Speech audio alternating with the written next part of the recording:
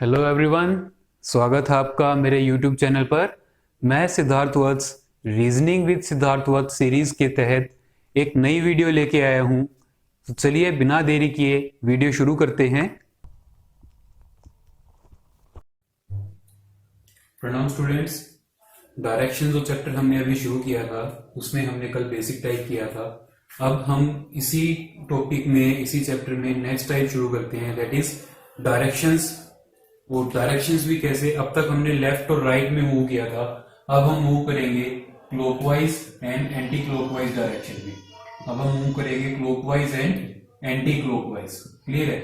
तो क्लॉकवाइज और anti clockwise as the name suggest, clock के अकॉर्डिंग जो डायरेक्शन होगी वो होगी क्लॉकवाइज, एंड क्लॉक के एंटी, यानी कि एंटी का मतलब होता है उल्टा, जो क्लॉक से उल्टी डायरेक्शन होगी वो होगी एंटी क्लॉकवाइज। ठीक है, तो इसको समझाने के लिए मैं आपको एक क्लॉक के थ्रू आपको बताता हूं। देखो, जो हमारी क्लॉक होती है उसमें जो कोई भी एंड होता है, मैंने सपोज कर लिया कि भाई ये कोई मिनट एंड है या आवर एंड है या सेकंड एंड है, कोई भी एंड है। ठीक है, ये फिलहाल 12 पर है। अब क्लॉक अगर हम स्टार्ट करते हैं तो ये किस तरफ जाएगा, इस तरफ जाएगा या फिर इस तरफ जाएगा? ये इस तरफ जाएगा, इस तरफ नहीं जाएगा। जो क्लॉक की डायरेक्शन होती है वो क्या होती है? 12 to 3, 3 to 6, 6 to 9, 9 to 12। Clear है? ये जो क्लॉक की डायरेक्शन होती है ये होती है। अब देखो, अगर जो मिनट हैंड है मैं उसकी डायरेक्शन में खड़ा हूं, उसी की डायरेक्शन में फेस करके खड़ा हूं मैं, तो ये किस तरफ मूव किया? इसने मूव किया मेरे राइट हैंड साइड की तरफ। इसने किस तरफ मूव किया? राइट हैंड साइड की तरफ। तो दैट इज, जब भी क्लॉकवाइज डायरेक्शन की बात होगी तो हम किस तरफ मूव करेंगे? राइट की तरफ। किस तरफ मूव करेंगे? राइट की तरफ। अब एंटी क्लॉकवाइज, यानी कि जब इस डायरेक्शन में मूव करेगी, जब हम इस डायरेक्शन में मूव करेंगे सुई को, ठीक है, निडल को, तो क्या होगा? हम अपने लेफ्ट साइड में मूव करेंगे। तो जब भी एंटी क्लॉकवाइज की बात होगी हम किस तरफ जाएंगे? लेफ्ट साइड की तरफ जाएंगे। किस तरफ जाएंगे? लेफ्ट साइड की तरफ जाएंगे। ये डायरेक्शन को रीड करने का या डायरेक्शन को बताने का, that is which way you are turning, अगर ये बताना है तो हम लेफ्ट और राइट की जगह clockwise and anti clockwise, these two terms can also be used, and clockwise is abbreviated as CW and anti-clockwise is abbreviated as ACW. That will be frequently used in our questions. ठीक है, तो time saving के लिए हम यही use करेंगे बार बार, clockwise और anti clockwise use करने की बजाय। ठीक है, तो अब देखिए कुछ क्वेश्चंस जो इस पर बेस्ड हैं वो हम करते हैं। क्लॉकवाइज डायरेक्शन, देखो क्लॉकवाइज और एंटी क्लॉकवाइज। तो सबसे पहले मैं आपको बता दूं कि जैसे हमने पहले टाइप में किया था, जब भी डिग्रीज मेंशन ना हो तो हम क्या लेंगे कि भाई वो जो पर्सन है वो कितना रोटेट कर रहा है? 90 डिग्री।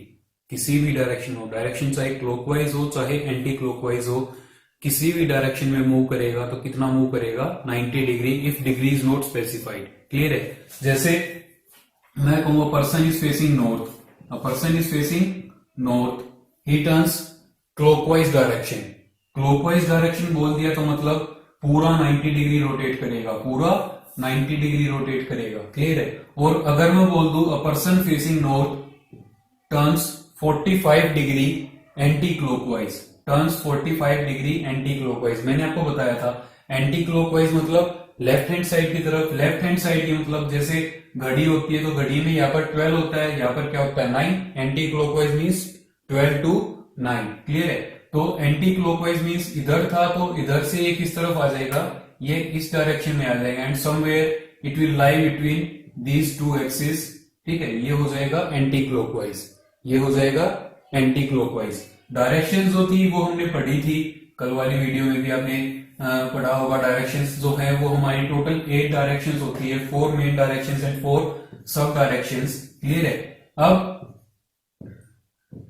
जो मेन डायरेक्शंस होती है वो कौन कौन सी होती है? North, south, east and west. And जो सब डायरेक्शंस होती हैं वो कौन कौन सी होती है? North east, south east, sorry south west, north. और देखो ये दोनों डायरेक्शन एक दूसरे के ऑपोजिट हैं। ऑपोजिट मींस नॉर्थ का ऑपोजिट साउथ, ईस्ट का ऑपोजिट वेस्ट। क्लियर है? And same will be this way, this will be north west and this will be south east. Clear है। अब देखो मैंने अभी बोला था a person facing north turns 45 degree anti clockwise. 45 degree anti clockwise मतलब इधर फेस था, टर्न किया कितना 45 डिग्री और किस डायरेक्शन में आ गया, इस डायरेक्शन में आ गया। तो ये कौन सी डायरेक्शन है, नॉर्थ वेस्ट डायरेक्शन है, ठीक है। अनदर 45 डिग्री, अगर दोबारा 45 डिग्री सेम डायरेक्शन में टर्न करता है तो टोटल कितना टर्न हो गया, 45 डिग्री यहाँ पर, 45 डिग्री यहाँ पर। तो ये कौन सी अब इस डायरेक्शन, इस लाइन पर आ गया, तो ये कौन सी डायरेक्शन है, ये है वेस्ट डायरेक्शन। ये कौन सी डायरेक्शन है, वेस्ट डायरेक्शन।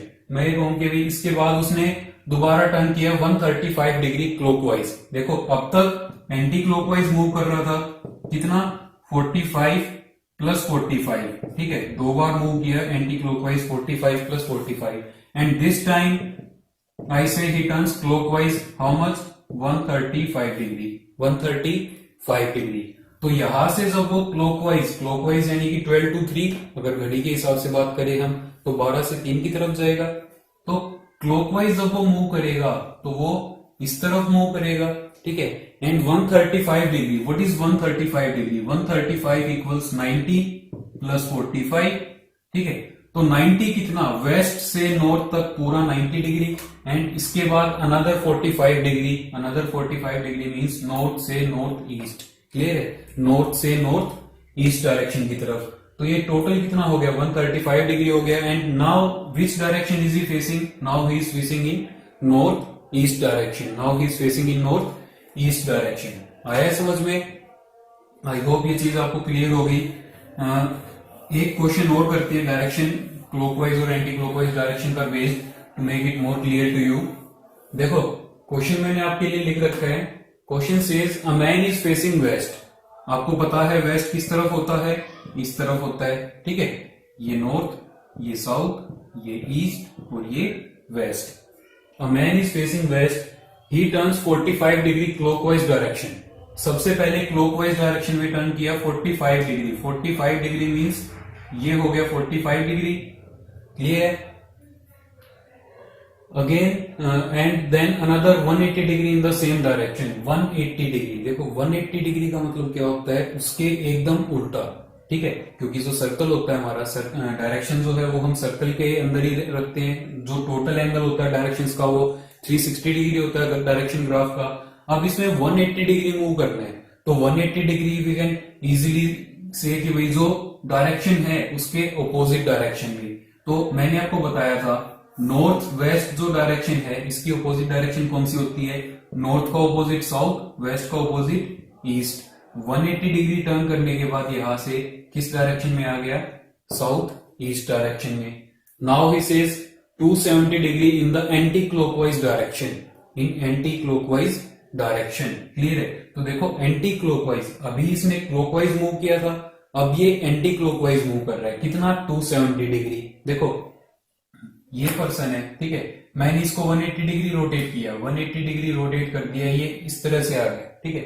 अब मैं इसको 270 डिग्री वापस घुमाऊंगा, तो पहले मैं इसको 180 डिग्री घुमाऊंगा, ठीक है, पहले मैं इसको 180 डिग्री घुमाऊंगा तो मतलब वापस यहीं पर आ जाएगा। अब यहां से 90 डिग्री और रोटेट करूंगा तो ये किस डायरेक्शन में आ गया, इस डायरेक्शन में आ गया, ठीक है। तो same we will do here, यहाँ पर पोजीशन क्या है, पहले ये पोजीशन थी, हमने इसको 180 डिग्री रोटेट किया, इस पोजीशन में आ गई। अब हम इसको 270 डिग्री उल्टा घुमा रहे हैं, तो पहले तो हम इसको 180 डिग्री ये घुमाएंगे और इससे आगे 90 डिग्री और इससे आगे 90 डिग्री और। देखो यहां से अगर 90 डिग्री की मैं बात करूं तो इधर you can divide 90 degree in two parts, 45 degree and 45 degree, ठीक है।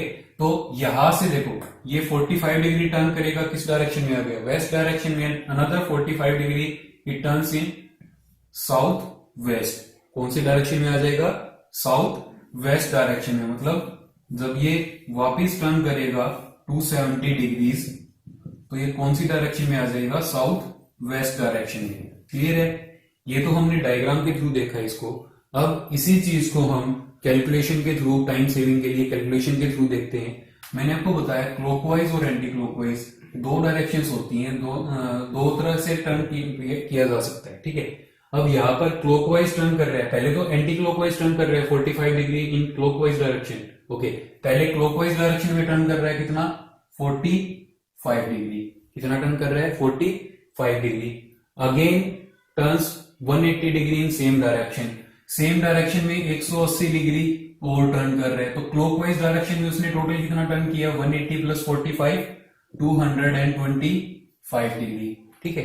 क्लॉकवाइज डायरेक्शन में टर्न किया 225 degree, and in anti clockwise direction he turns 270 degree. Anti means उल्टा, तो मतलब इन दोनों का जो डिफरेंस होगा वो टोटल मूवमेंट होगा, नेट मूवमेंट होगा या फिर नेट टर्न होगा। क्लियर है? इन दोनों का डिफरेंस कितना होगा, 45 का। इन दोनों का डिफरेंस कितना होगा, 45 का। क्लियर है?